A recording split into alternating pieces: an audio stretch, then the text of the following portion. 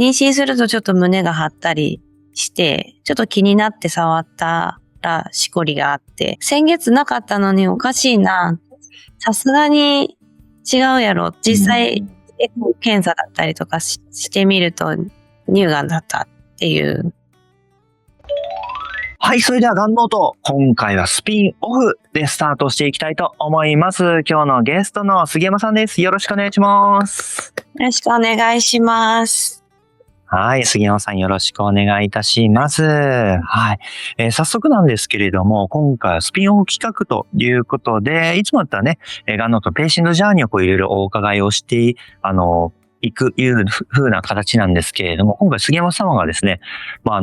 だ治療に入られたところといったところで、ございまして、またそのね、治療を終えられたら、また様々な経験をお話聞きたいなということを思ってるんですけれども、今回はスピンオフということでですね、こんな形で、はい、考えております。自己紹介だったりだとか、はい、医師としてのキャリア、そして遺伝子検査と妊活について、そしてがん告知と治療、そして見る側と見られる側ということでですね、杉山さんの医師として、そういったところにもフォーカスしてちょっとお伺いをしていきたいなという風な形となっています。まず私の自己紹介にはなるんですけれども、MC を務めます岸田と申します。25歳と27歳で肺細胞腫瘍という珍しいがんになりまして、その経験を経て今、がんノートという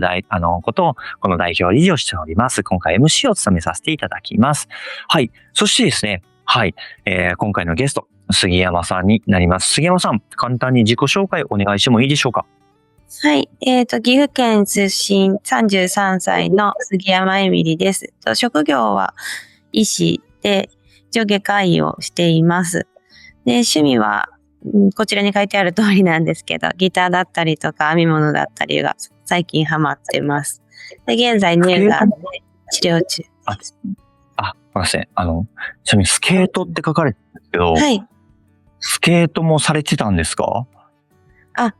本当に中学生ぐらいまでなんですけど、習い事で習ってまして、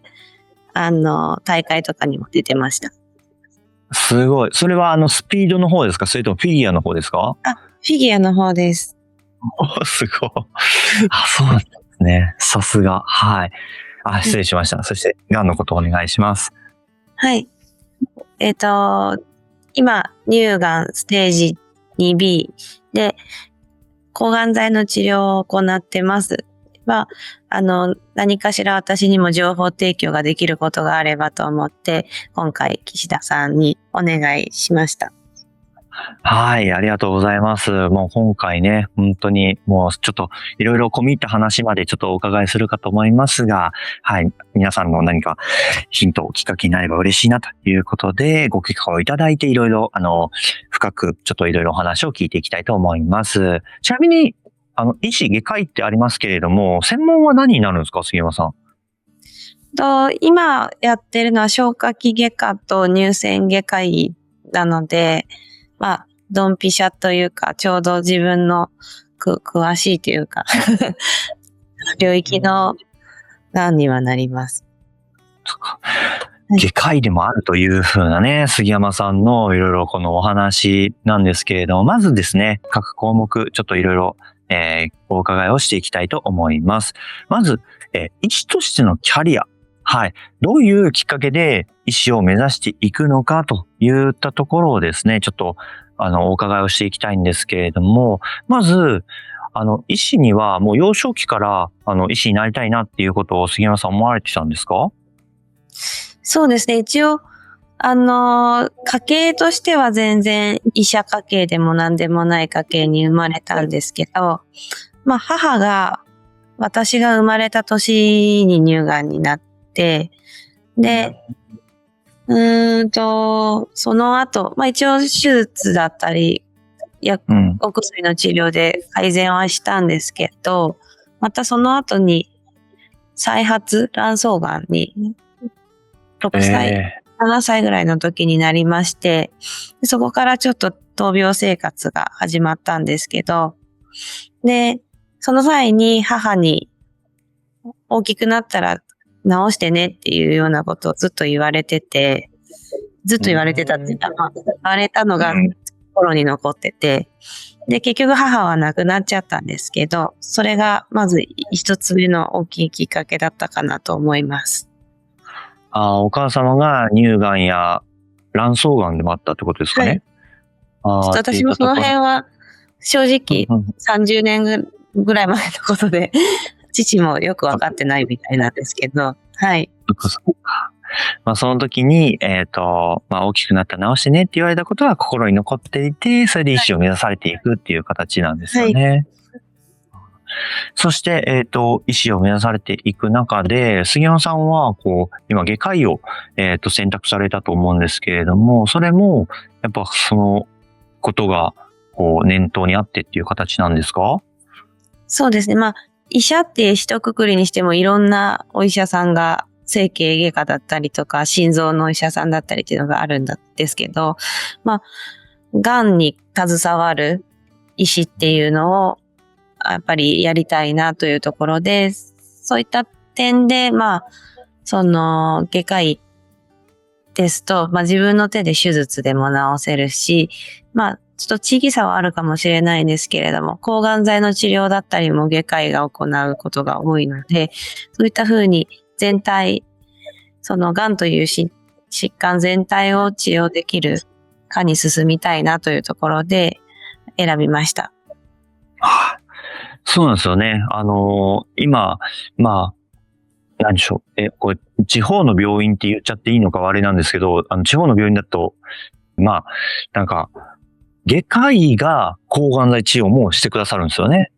はい。ね。で、なので、外科医として、薬物療法もやって行かれるっていうことで、だから、抗がん剤のことも覚えないといけないし、手術の術式とかも全部、オールマイティに全部できないといけないって感じですよね。そうですね。やっぱちょっとだんだん細分化はされてきてはいるものの、結構統括的に全体的な疾患の治療っていうのができるのが、ベースにあるかなっていうところにはなると思います。しかも、あれじゃないですか、杉山さんは乳がんも見られれば、消化器ってことは胃とか大腸的な胃とか大腸とかそういったことですか？はい。そうですね。なかなかちょっとどっちをやりたいか決めきれなくて、だったら2倍やればいいんじゃないかと思って働いてました。すごい。いや、本当その分ね、勉強することも多いかと思いますけれども、はい。そんな中でですね、医師としてのキャリアを歩まれていって、今はね、岐阜の病院でちょっと、医師としても働かれているのかなと思いますけれども、そんな中で、この遺伝子検査と妊活といったところがございます。これがね、ちょっとどう結びつくのかっていったところが、ちょっとまだピンときてないんですけれども、まず遺伝子検査を受けられていくきっかけがあるんですよね、杉山さん。はい。一応、そういった感じで、とにかく仕事っていう感じで毎日働いてたんですけど、ある日、突然ちょっと、左側が目が見えづらくなって、で、入院をしたんです。で、一応、大きいくくりでは多発性硬化症って言われるような病気の一つにはなるかなっていうところなんですけれども、その時にちょっと突然人生を止められてしまった感じがして、で、今までずっと仕事って言ってたけど、私の人生何だったんだろうって振り返るタイミングにちょっとなりまして、で、この人生計画を立てていく中で、私が遺伝性の乳がんなのかどうかっていうところがすごく気になって、っていうのも、遺伝性の乳がんだった場合、なんて言えばいいかな。乳がん卵巣がん症候群 HBOC って言われるものがあるんですが、一応ガイドラインでは、40歳までに卵巣を切除した方がいいよだったりとか、方によっては50歳だったりとかっていうような決まりがあったりして、卵巣を取ってしまうっていうことは、もう妊娠できなくなってしまうっていうことになるんですけれども、なので、私今30を超えてきて、40歳までに卵巣を取らないといけないってなると、子供を産めないんじゃないかとか、そういった可能性をちょっと考えるようになりまして、で、たまたま、うちの母もなんですけれども、叔母も乳がんで、叔母も遺伝子検査を受けていて、陽性だったので、私も受けた方がいいなと思ったのが一番のきっかけですね。そういうことなんですね。ということは、まず、ちょっと目が、見えづらくなって、多発性硬化症を疑われたときに、入院しているっていうか、その治療をしている際に、そういえば、自分もその HBOC かもしれないということで、お母様や、おば様っていうところも、遺伝子検査、陽性かもしれないっていったところを、思って受けられていくっていうことなんですね。はい、そういうことか。で、やっぱ年齢のところもあるから、そういったところも早く受けてみようということで遺伝子検査を、じゃあそのタイミングで受けられるんですね。そうですね。はい。ちなみに遺伝子検査は、受けようと思ったら、病院選びはどうしたんですか？私の時は、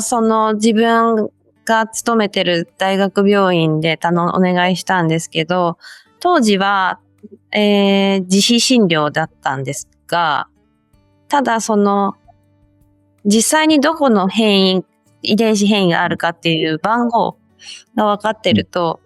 お安くできるというか、お値段がかなり下がるんです。で、なのでそんなに、どうでしたかね、2万円とかそれぐらいで自費とはいえど、検査はできました。で、はい。で、通常であれば、がんを発症してる方は、多分保険診療で6万ぐらいかかると思うんですけど、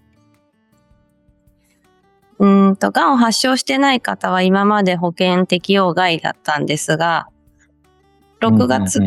な、から保険適用内になったので、多分、例えば自分の親が遺伝性の乳がんで心配だよっていう人も保険適用で検査を受けれるようになっていると思います。そういうことですね。ちょっと、はい。今、ご自身の大学病院で、BRC の検査を、遺伝子検査を、されていくっていうところかと思うんですけれども、家族歴があったりだとか、そういったところで受けられていく、検査自体はどんな感じで進んでいくんですか？これはがんを発症してない人の話ですもんね。そうです。発症してないパターンでちょっとお願いできたらと思います。パターンであれば、まず遺伝子カウンセリングっていうのを専門のカウンセラーと行っていただいて、で、そこで同意された場合に血液検査で、結果が出るっていう形になります。ちょっとかかる期間は施設によるんですけれども、だいたい3、4週間ぐらいかかるかなと思います。じゃあご自身で遺伝カウンセラーの人と話してやっていこうっていうことになって、やっていくと思います。これは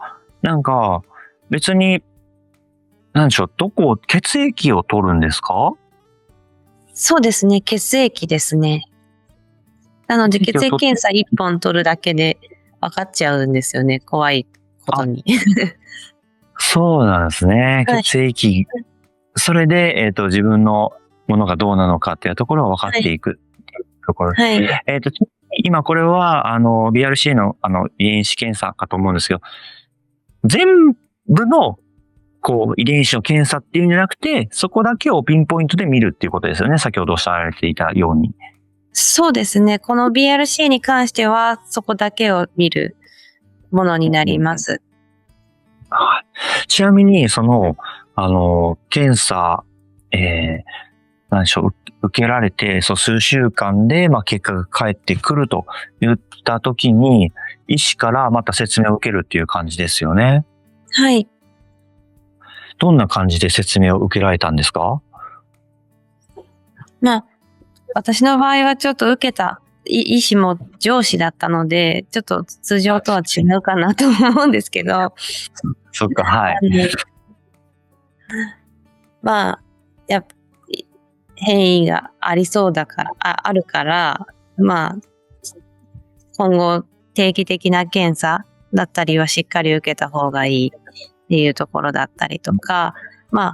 先ほど言ったように乳がんだったり卵巣がんになりやすいので、今後予防切除をしていくこととかも考えた方がいいっていうこととかですかね。そっか。はい。ちなみに余談ですよ、皆さん BRCA って言ってるのか、なんかブラッカー1とか2とか言われる人もいたりとかして、はい、杉山さんどう言ってる派ですか？すいません。どっちも言っちゃいますけど、ブラカって言ったら言いやすいかなっていう感じですかね。どっちでも大丈夫なんですね、言い方的には。どっちでも大丈夫だと思います。はい、ありがとうございます。はい。で、よく見ていった方がいいよね、と言われた中で、先ほど妊活もその時と同じタイミングでスタートされていくんですよね。はい。その時なんか不安とかそういったものはなかったですか？やっぱり、まずそもそも妊活するという時点で、自分がブラカの場合は、子供に半分の可能性で遺伝されるっていうのが分かっちゃったので、そもそも子供を作るかどうかっていうところも少し悩みました。そうですよね。そこに関しては、やっぱ旦那様と、家族会議してっていう感じになるんですか？そうですね。旦那としっかり相談して、遺伝してしまう可能性はあるけれども、子供を設けようというところで、その子たちは将来的にしっかり調べてもらったりしようねっていうところで、妊活は始めました。ああ。そうですね。まだこの時は、癌も発症されてませんし、遺伝、がするね、確率が半分だよっていうところまでだと思うので、子供を、授かりたいっていうところで妊活をされていくってことなんですもんね。はい。はい。そして、じゃあ、遺伝子検査で陽性って言って分かっていた中で、検査は、定期的にどれぐらいの頻度で受けられるんでしょう？推奨は1年に1回の MRI と、視触診だったり、エコーマンモグラフィーだったりっていうところなんですけれども、ちょっとこまめに見ていただいてたので、実際にエコーを当ててみると、良性のしこりですけど、があったりしたので、で、そうですね、3、4ヶ月に1回エコーは見てもらってました。ああ、そうだったんですね。はい。そして見ていって、妊活も、やっていってっていったところで、はい、そんな中で、はい。ちょうど、癌告知を受けられていくのは、今年ですよね？今年です。去年？今年です。はい。ね、こっから、どのように、癌を告知されていく流れになっていくんでしょうか？そうですね。ちょうど妊活だったり、ブラカの検査を受けたのが、ちょうど1年ちょっと前ぐらいなんですけれども、そこからなかなか妊娠授かることができずに、体外受精をのために採卵をしたりっていうことをしてたんですけれども、2月の時点では、また乳房の検査してもらったんですけど、その時は異常がなかったんです。で、3月の頭の頃に、その、体外受精で採取した受精卵を配移植して、妊娠することが幸いできたんですけれども、その際に、やっぱ妊娠するとちょっと胸が張ったりして、ちょっと気になって触ったらしこりがあって、で、先月なかったのにおかしいなって、さすがに違うやろと思ったんですけど、実際、検査だったりとかしてみると、明らかにしこりがあって、で、調べたところ、乳がんだったっていうところですね。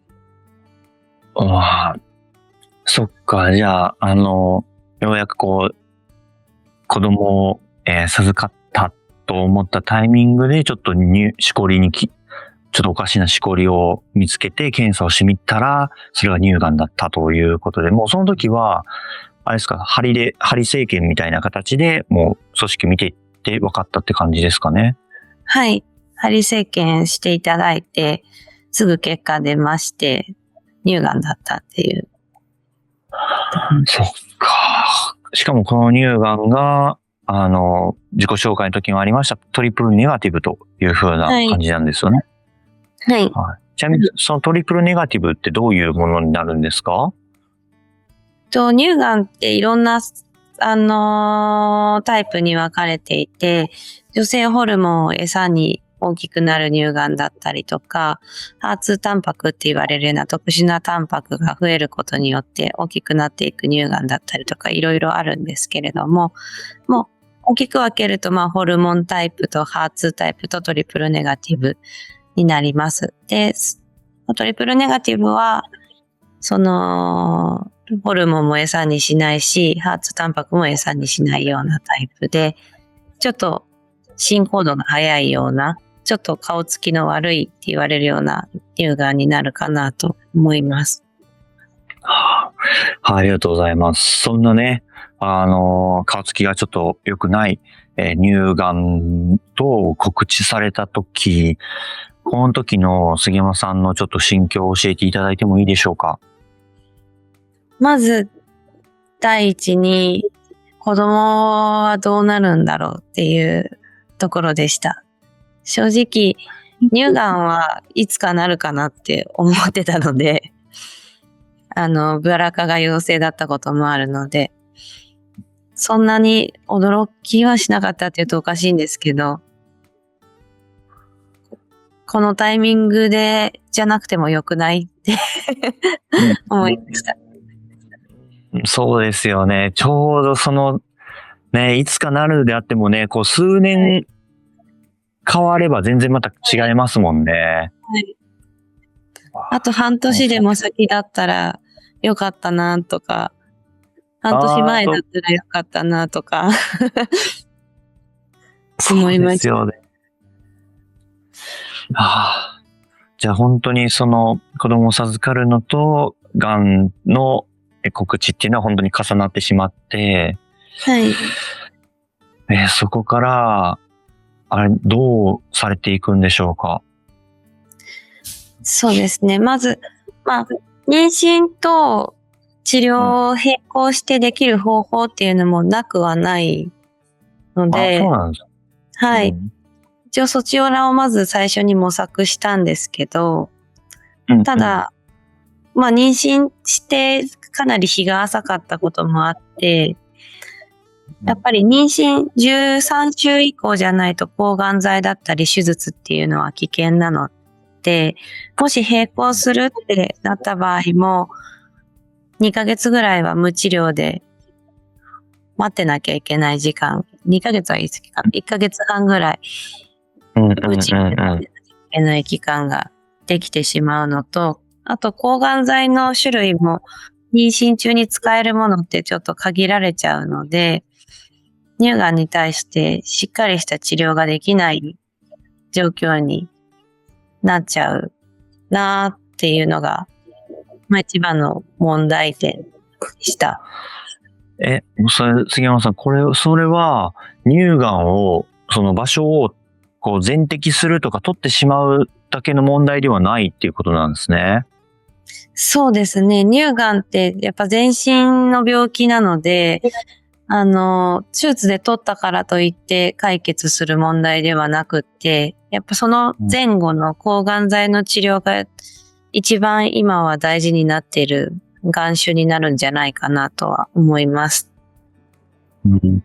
そうか。じゃあ治療方針としては、まず薬物療法薬で叩いてから、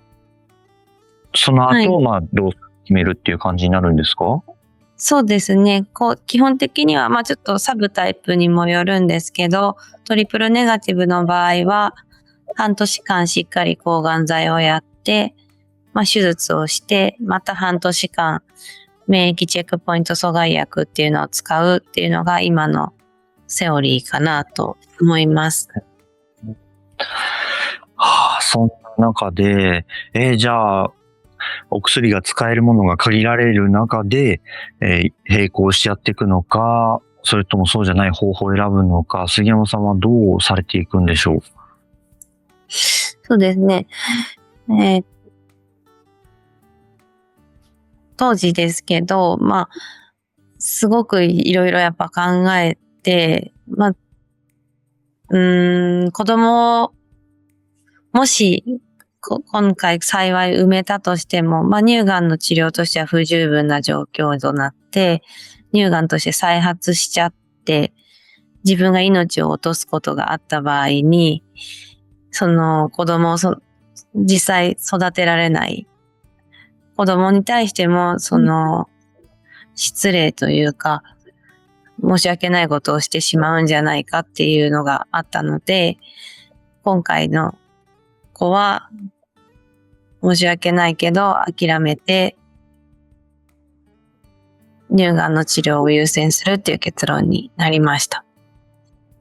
そうだったんですね。いや、すごくそこ、葛藤ありましたよね、きっと。はい。その数日、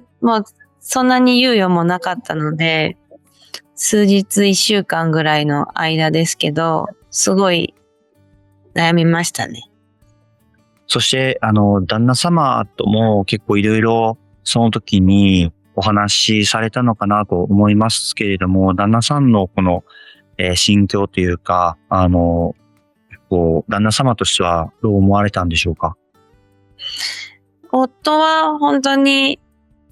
最初からですけども、子供は最悪いなくても、私だけ元気でいてくれればいいっていうとちょっと乱暴な言い方かもしれないですけど、っ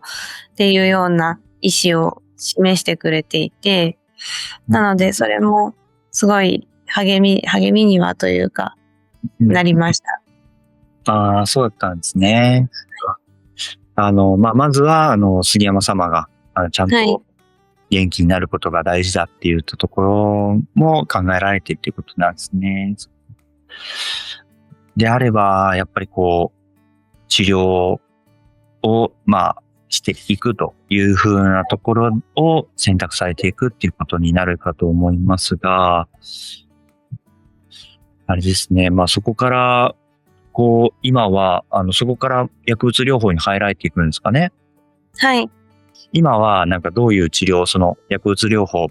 お薬を飲むなのか、点滴を打ってなのか、どんな治療をされてるんでしょう？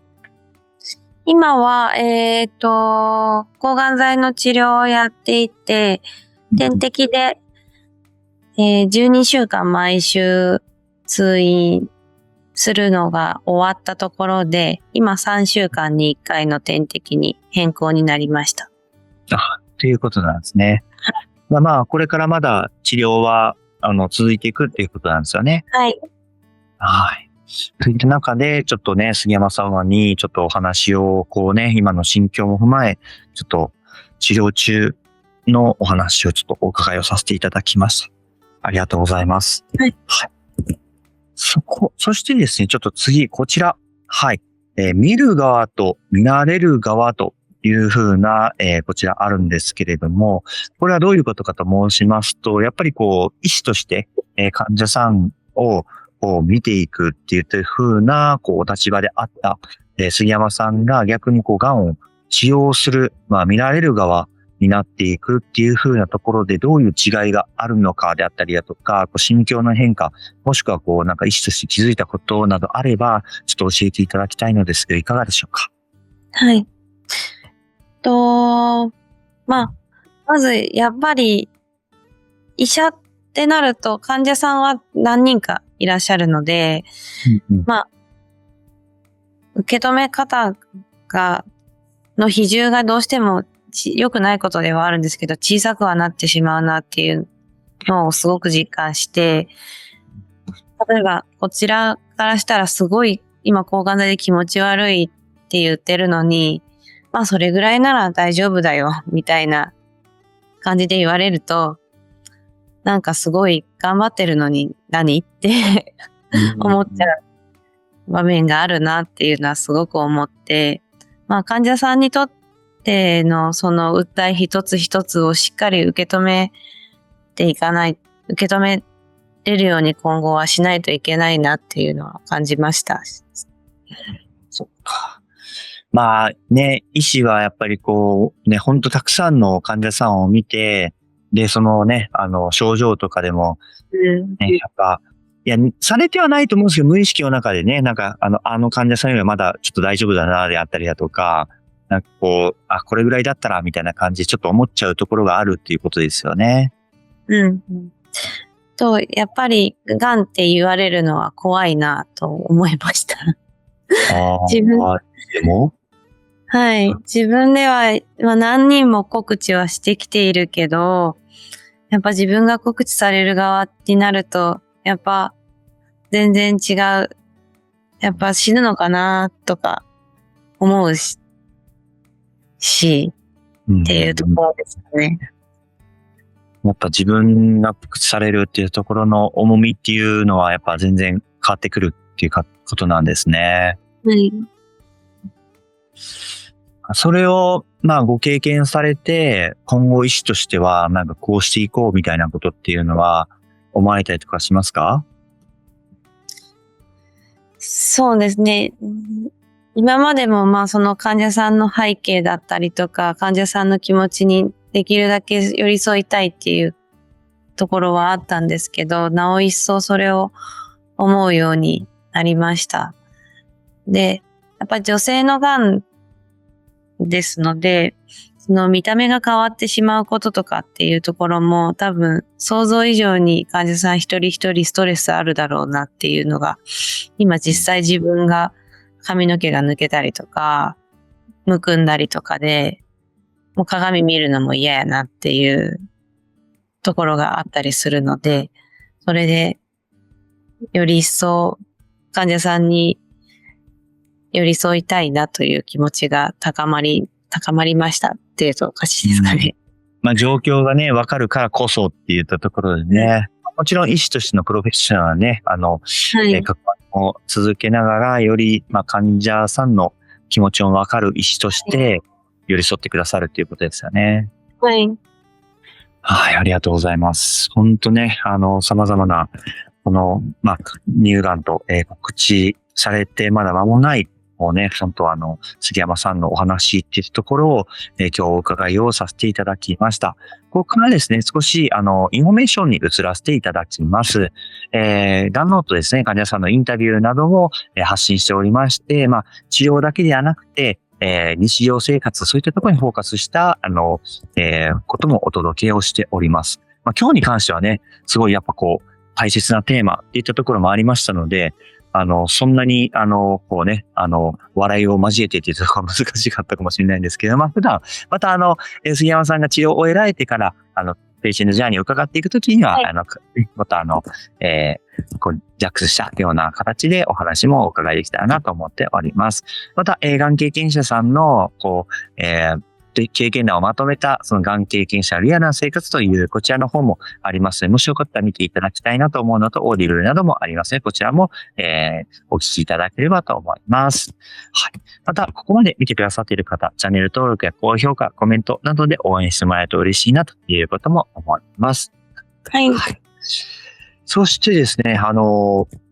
自分もちょっと経験談話してみたいよって、こう、ちょっと誰かのヒントになれば、みたいなことを思われている方、もしいらっしゃいましたら、ホームページの方から、こう、視点応募フォームみたいなものもございますので、こちらをね、チェックしていただければと思います。あれですよね、杉山様も、はい。こちらの、ホームページからご応募いただいてということでしたけど、ガンノートは何かで知ってたりとかしたんでしょうか？いや、もともとは知らなくって、こういう経験をしたことを何かに活かせないかなっていうところで、検索してたところ、こちらのガンノートさんに出会ったので、はい。応募させていただきました。ありがとうございます。いや、ほんとね、医師が癌になってっていうことであったりだとか、やっぱりこう、同じね、癌と告知された時に、子供を授かってっていったところの葛藤っていったところはすごくやっぱこう、同じような方っていうのは多くはないかもしれないですけれども、きっといらっしゃると思いますので、そのね、方の何かこう、ヒントになるのかなっていうところは、はい、思っております。ありがとうございます。そして、最後、メッセージといった、ことで、杉山さんにいただくメッセージ、こちらになります。大体なんとかなる。泣きながらでも生きていける。本当に子供とがんの治療どっちを取るかっていう時は特に本当に毎日泣いてたんですけれども、それでもなんとかこうやって立ち直って乳がんの治療に今迎えています。なので皆さん大体なんとかなるから頑張って生きていければという意味で書かせてもらいました。ありがとうございます。はい。大体なんとか泣きながらでも生きていけるということで、やっぱり当時は、今もかもしれないですけど、やっぱ結構泣かれていたんですかね。そうですね。なんか、びっくりするぐらい泣いてた気がします。もう、それはやっぱりもう、自分の治療に関して、もしくは癌になったことに関して、その妊娠のことに関して、様々な感情があったからですかね。はい。そうですね。特には、その妊娠中絶するっていう選択肢を取る時が一番大きかったですけど、今でも抗がん剤治療辛くて泣いてたりとか、ちょっと鏡に映る自分が不細工すぎて泣いてたりとかしますけど、はい。なんとか朝になったら元気になって、なので我慢せず泣くことも大事だなと思います。ああ、そういうことですね。我慢して涙をこらえるんじゃなくて、杉山さんの場合は、すごくもう、いっぱい泣いて、それで、翌朝迎えて、そしてなんとか生きていけるっていう風な感じなんですね。いやー、すごい。いやー、本当今ね、本当に治療されていて、様々な経験をされている杉山さんだからこそ、響くことがかなということを思います。ありがとうございます。はい。という風な形でですね、スピンオフといったところで、全体のお話をお伺いするというよりは、ピンポイントでちょっと聞いていくような、そんな、今回の、特別編ではございましたけれども、杉山さんいかがでしたでしょうか？そうですね。話す中で自分のその時の感情とかを思い出したりとか、今整理することができて、私としてもすごい、ちょっとすっきりしたっていうと、おかしいですかね。すっきりしました。ありがとうございます。何か私の話できっかけになることがあればいいなと思ってお話しさせていただきました。いや、すごい、やっぱ杉山さんのお話っていうのは本当に、珍しいケースもあれば、やっぱり HBOC って言ったところでのやっぱ遺伝に関する考えって言ったところであったりだとか、いろいろちょっと考えるところが多かったのかなって言ったところを思いますので、すごくやっぱこう悩まれている方の一つのなんか情報になるのかなっていうのをすごく思います。本当、ご応募いただきまして本当ありがとうございます。はい。で、杉山さんね、一通り治療を、これからね、手術だったりとか、他のその薬物療法だったりとかもまだまだ続いていくかと思いますので、ちょっとまた一段落、したら、次はフルバージョンの、ガンノートの、お話っていったところをお伺いしていきたいと思いますので、その時もぜひよろしくお願いいたします。はい。ありがとうございます。はい。これにてですね、ガンノートのスピンオフといった形で、終わっていければということ思います。皆さん、次の動画でお会いしましょう。それでは皆さん、バイバーイ。ありがとうございます。